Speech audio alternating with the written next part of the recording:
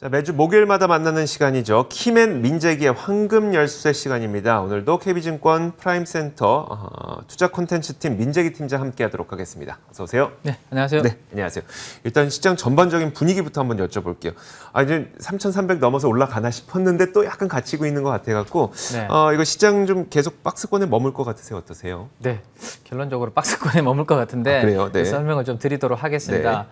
먼저 이제 경기 큰 흐름을 보여주는 이제 OECD 경기 선행 지수가 최근에 이제 발표가 되었거든요. 네. 그래서 그 차트를 한번 보시면 좋을 것 같은데 브라질하고 이제 칠레 같은 이런 국가들을 제외하고 우리나라를 비롯해서 모든 이제 주요국들은 다 이제 경기가 좋아진다라는 그러한 그림을 이제 보여주고 있습니다. 네. 코로나 팬데믹 때 크게 이제 하락을 했다가 그 이후로 지금 미국, 유럽, 중국 대부분 주요 이제 경제권이죠. 이들은 다들 오른쪽으로 보시면 우상향하는 그러한 흐름을 그리고 있습니다. 이 OECD 경기 선행지수인 경기가 좋아지니까 당연히 기업들의 이제 실적도 좋아지는 그러한 방향으로 보시면 좋을 것 같아요. 그래서 먼저 미국 기업들의 실적을 한번 보도록 하겠습니다.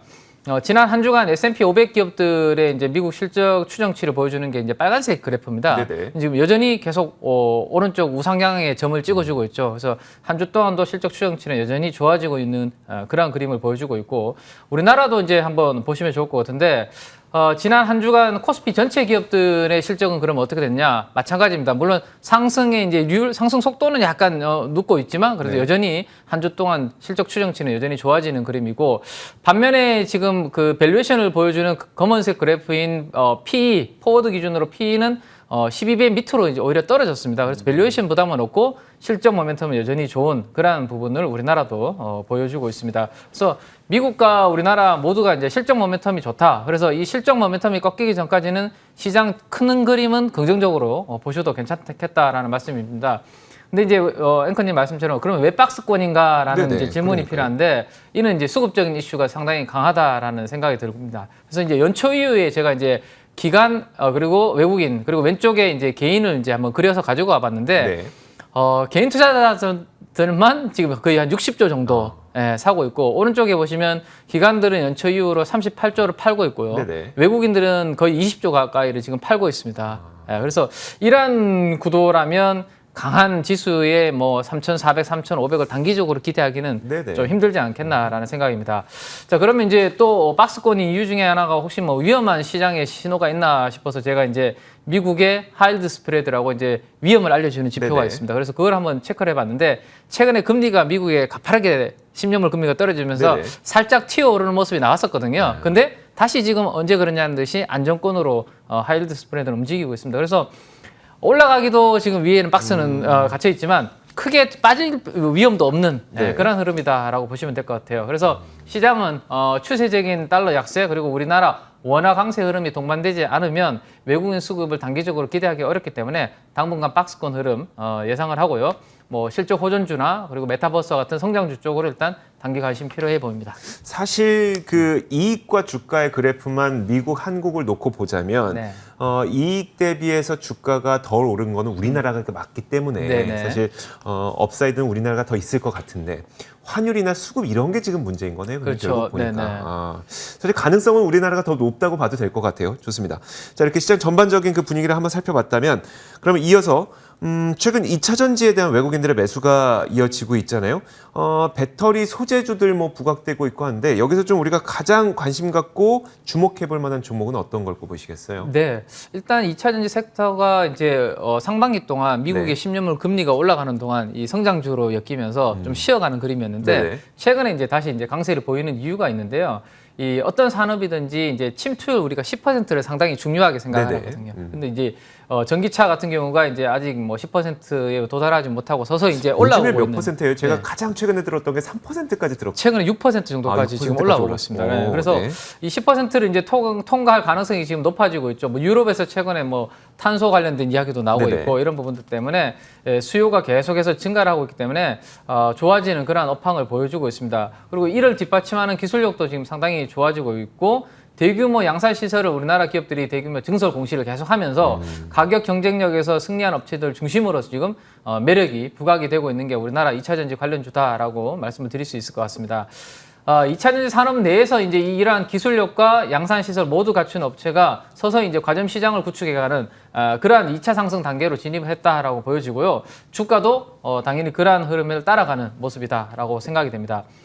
LG하고 SK 간 소송이 얼마 전에 이제 끝났지 않습니까? 그래서 이제 미국 쪽을 비롯해서 해외 쪽에서도 이제 공격적인 증설이 이제 시작이 될 것 같고, 사실 삼성의 SDI가 가장 보수적으로 투자를 했는데 요즘은 삼성의 SDI도 이제는 투자 발표를 많이 하고 있는 그런 상황입니다. 그러면 배터리 셀 업체들이 이렇게 이제 증설 발표, 투자 발표를 많이 하면 그 밑에 단에 있는 소재나 장비 회사들은 당연히 이제 좋아질 수밖에 없는 그런 그림으로 보시는 게 좋을 것 같고, 소재 쪽에서는 저는 이제 상대적으로 좀 덜 오른 솔루스 첨단 소재를 한번 관심 있게 한번 볼 필요가 있지 않겠나라는 생각입니다.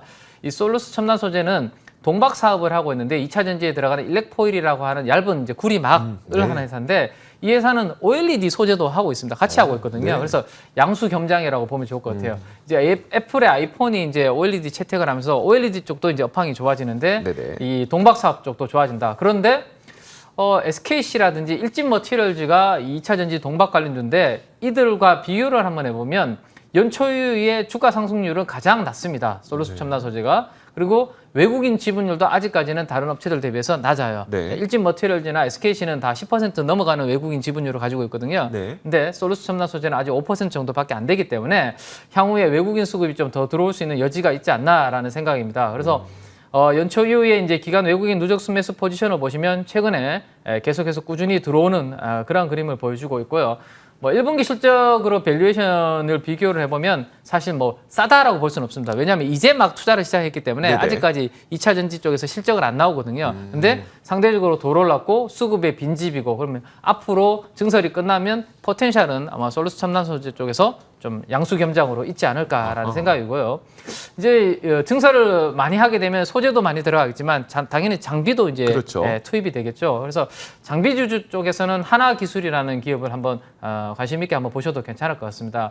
이 2차 전지를 만들 때는 2차 전지 극판 그리고 조립, 활성화, 팩 공정 같은 이런 설비들이 다 필요한데 이 모든 설비를 턴키로 한꺼번에 다 할 수 있는 업체가 국내 유일한 회사가 이제 하나기술이라는 회사입니다. 그래서 배터리 셀 업체 입장에서 이제 장비주들한테 발주를 줄 때 따로따로 이렇게 떨어진 기업들보다 한 곳에서 한꺼번에 다 같이 할 수 있는 쪽에 하면 상대적으로 원가 절감을 할 수 있을 텐데, 그러한 부분에 있어서 상당히 경쟁력이 있다. 왜냐하면 뭐 전기차에 들어가는 게 배터리가 원가가 가장 많이 차지하니까 여기서 떨어뜨려야지만 경쟁력이 있겠죠. 그죠? 그래서 하나기술이 그런 원가 절감의 핵심 관련된 장비주다라고 볼 수 있을 것 같고, 또 하나 이제 관심 있게 볼 부분은 신사업 쪽도 괜찮은 것 같아요. 앞으로 지금은 전기차가 이제 서서히 커지는 시장이니까 배터리 관련해서 이슈가 없는데, 결국에는 쓰다가 이제 남은 폐배터리 이 부분들에 대해서 재생에 대해서 이슈가 생길 거거든요. 그러면 이제 폐배터리에 대해서 검사를 하는 장비를 또 이 회사는 하고 있습니다. 그래서 다음에 이제 이 시장이 커지고 난 다음에 이슈가 또 폐사이클 이 부분이 될 것 같아요. 그래서 한번 그 부분도 신사업 쪽으로 주목을 할 만하고, 8월 11일 날 삼성전자가 언팩 행사가 열립니다. 거기서 이제 폴더블 폰 발표가 되거든요. 거기에 UTG 관련된 가공 기술도 이 하나 기술이 엮여 있기 때문에 이 폴더블 폰 관련주도 신사업 쪽으로도 관심 있게 볼만할 것 같습니다. 말씀을 해주시는 와중에 하나 기술에 대해서는 여러 가지 모멘텀들이 지금 차근차근 남아 있구나 이런 느낌이 좀 있는 상태고요. 자, 그렇다면 다음 이슈로 넘어가서 그 중국 정부가 지준율을 인하하면서 중국 내수 경기 활성화에 수혜를 받을 기업들은 무엇이 있을까에 대한 고민도 있거든요. 어떻게 보세요? 지준율 최근에 인하를 하면서 이제 경기적으로는 좋은 부분이기를 줄 것 같은데, 저는 그 중에서도 우리나라 콘텐츠 관련주들한테 한번 모멘텀이 오지 않을까라는 생각이에요. 옛날에 비해서 완전 분위기가 달렸어요. 옛날에는 화장품이었지만 이제는 그렇죠. 콘텐츠 쪽으로. 그리고 특히나 어제 제가 이제 장 끝나고 난 다음에 사모펀드라든지 연기금 투신해서 어떤 종목들을 주로 샀는지 이제 제가 표를 한번 만들어 보니까 이 가장 절대 수익을 추구하는 사모펀드 쪽에서 노란색 쪽을 보시면 YG 플러스, A-스토리, 코퍼스 코리아, 뉴, 이 노란색으로 색칠해 놓은 종목들이 대부분 콘텐츠 관련 주식들입니다. 그래서 사모펀드가 이 콘텐츠 관련 주들로 들어오고 있네라는 생각인데요. 그 부분의 모멘텀을 한번 찾아보면 중국에서 이제 콘텐츠 심의를 관장하는 기관이 이제 광전총국이라고 있습니다. 네네. 이 광전총국에서 2015년도 우리 사드 이후로 사실 한국 게임 콘텐츠 이쪽에 이제 검열을 계속해서 지속적으로 하고 네네. 있죠. 근데 게임부터 시작해서 최근에 판호가 조금씩 풀리는 그러니까요. 그런 분위기입니다. 그리고 어제 같은 경우는 중국의 OTT 업체 중에 아이치라는 회사가 있는데 네. 거기에서 한류 콘텐츠 수입 관련해서 미팅을 어제 했다라는 이야기가 들리고 오. 9월 달에 한 광전총국에서 콘텐츠 승인이 나오지 않겠나라는 루머가 네. 돌면서 어제 콘텐츠 관련 쪽으로 수급이 몰린 그런 부분이 있을 것 같습니다. 그래서 만약에 이게 맞다면 긍정적으로 모멘텀이 한번 강하게 나올 수 있는 부분이기 때문에 네. 관심 있게 볼 필요가 있고 아니더라도 업황은 지금 괜찮아요. 네네. 글로벌 OTT 업체들은 많이 생기고 있는데 거기에 콘텐츠 납품하는 회사들은 제한적이기 그렇죠. 때문에 네. 그 경쟁력은 여전히 좋아지고 있는 상황입니다. 올 3월달, 4월달 이후로 이 콘텐츠 관련주들이 주가가 전반적으로 지금 다 빠져 있습니다. 그래서 기관들, 외국인들 수급이 다 비어져 있는 빈집이거든요. 그래서 이 콘텐츠 섹터가 수급이 가벼워졌다는 측면에서 제가 봤을 때는 반등이 한번 들어올 때가 되지 않았나라는 생각입니다. 그래서 드라마 지리산 관련주인 A스토리 그리고 또 SBS 이런 종목들 위주로 한번 관심 있게 보셔도 괜찮을 것 같습니다. 네, 알겠습니다. 자, 오늘도 키맨 민재기의 황금 열쇠 3가지 이슈를 살펴봤습니다. KB증권 프라임센터 투자 콘텐츠팀 민재기 팀장과 함께 이야기 나눠봤습니다. 고맙습니다. 네, 감사합니다. 자, 출발 성공 투자도 여기까지입니다. 남은 저희 머니투데이 방송 프로그램 시청하시면서 국내 시장에 대한 대응 전략 잘 세우시고요. 오늘도 성공 투자하셨으면 좋겠습니다. 저희는 내일 같은 시간에 찾아오겠습니다. 함께해 주신 여러분 고맙습니다.